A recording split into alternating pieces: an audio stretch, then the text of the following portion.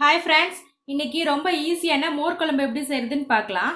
அதுக்கு தேவையான பொருட்கள்: ஒரு கப் மோர் எடுத்திருக்கேன். ஒரு நல்ல கெட்டி தயிரை எடுத்துக்கோங்க. அது வந்து மிக்சியில் போட்டு ஒரு சுத்து விட்டா இந்த மாதிரி எல்லா கட்டி இல்லாமல் கரைஞ்சிரும். துவரம்பருப்பு 1 டீஸ்பூன், அரிசி பச்சரிசி வந்து 1 டீஸ்பூன் எடுத்து அரை மணி நேரத்துக்கு முன்னாடி ஊற வச்சிருங்க. 1 டீஸ்பூன் வந்து ஜீரகம் எடுத்துக்கோங்க. 2 பச்சை மிளகாய், மல்லித்தலை வந்து கொஞ்சமாக எடுத்துக்கோங்க. தேங்காய் பூ வந்து ஒரு 4-5 டீஸ்பூன் எடுத்துக்கோங்க.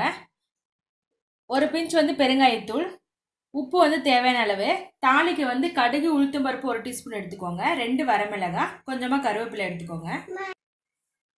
இப்போ நம்ம ஊற வச்சிருக்க துவரம் பருப்பும் அரிசி எடுத்துக்கோங்க. அது கூட தேங்காய் எடுத்து போட்டுக்கோங்க. கொஞ்சமாக மல்லி இலை போட்டுக்கோங்க, கொஞ்சம் வாசமாக இருக்கும் அதுக்காக. பச்சை மிளகாய், இது கூட ஜீரகம் சேர்த்துக்கோங்க. உப்பு வந்து தேவையான அளவு கொஞ்சமாக போட்டுக்கோங்க. இதை வந்து நைஸாக மிக்சி ஜாரில் போட்டு அரைச்சி எடுத்துக்கோங்க. இப்போ மோர் குழம்பு தாளிக்கலாம். 2 டீஸ்பூன் எண்ணெய் விட்டுக்கோங்க. எண்ணெய் காஞ்சதும் கடுகு உளுத்தம் பருப்பு போட்டுக்கோங்க. இது நல்லா பொரிஞ்சு வரட்டும். இது கூட ஒரு பிஞ்ச் பெருங்காயத்தூள் போட்டுக்கோங்க.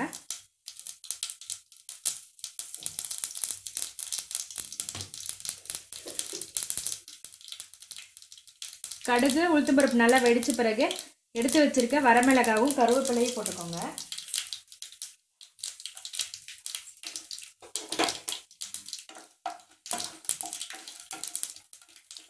இப்போ நம்ம அரைச்சி வச்சிருக்க இதை ஊற்றிக்கலாம். தேங்காய், துவரம்பருப்பு எல்லாம். துவரம்பருப்பு போட்டால் தான் வந்து கொஞ்சம் கெட்டியாக இருக்கும். அதுக்காக தான் துவரம்பருப்பு யூஸ் பண்ணுறோம். இதில் வந்து நம்ம காய் போட்டு கூட செய்யலாம். இப்போ நான் காய் போடாமல் தான் செய்கிறேன். காய் வந்து பார்த்திங்கன்னா வெண்டைக்காய், சொரக்காய், கொத்தவரங்காய், இந்த மாதிரி காயெல்லாம் வந்து நம்ம மோர் குழம்புல யூஸ் பண்ணிக்கலாம். கொஞ்சம் கெட்டியாக இருக்கே, அதனால் கொஞ்சமாக தண்ணி விட்டுக்கோங்க. இதில் ஒரு 1/4 டீஸ்பூன் அளவு மஞ்சள்தூள் ஆட் பண்ணிக்கோங்க. ஒரு 5 நிமிஷம் நல்லா இந்த மாதிரி கலரி விடுங்க. இந்த பச்சை வாசனை நல்லா போகட்டும்.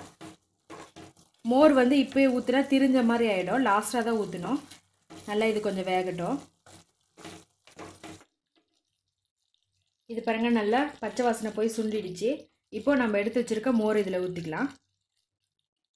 ரொம்ப கெட்டியாக இருக்கு, அதனால் கொஞ்சமாக தண்ணி வந்து இதில் சேர்த்துக்கோங்க.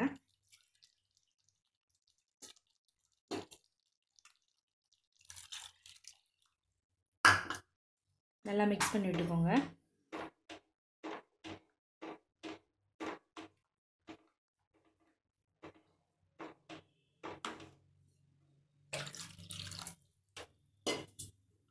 இது வந்து ரொம்ப கொதிச்சிடக்கூடாது. இந்த நுரக்கட்டு ரசத்துக்கு எப்படி நுரக்கட்டி வந்தோன்னா ஆஃப் பண்ணுறோமோ அந்த பதத்தில் வரும்போது ஆஃப் பண்ணிடலாம். உப்பு காரம் கரெக்டாக இருக்கான்னு பார்த்துக்கோங்க. உங்களுக்கு காரம் ஜாஸ்தியாக வேணும்னா பச்சை மிளகா கூட இன்னொன்று கூட ஆட் பண்ணிக்கலாம்.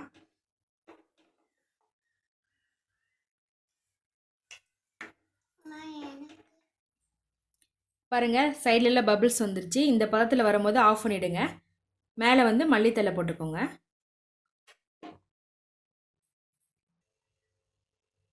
ரொம்ப டேஸ்டான, ரொம்ப ஈஸியாக செய்யக்கூடிய மோர் குழம்பு தயாராகிடுச்சு. இது கூட வந்து நம்ம எதாவது பொரியல் கடிச்சிட்டோமா ரொம்ப நல்லாயிருக்கும். நீங்களும் இதே போல் வீட்டில் ட்ரை பண்ணி பாருங்கள். பிடிச்சிருந்தா எங்கள் சேனலை சப்ஸ்கிரைப் பண்ணுங்கள். ரேவதிஸ் தமிழ் கிச்சன் பார்க்குற எல்லாருக்கும் ரொம்ப நன்றி.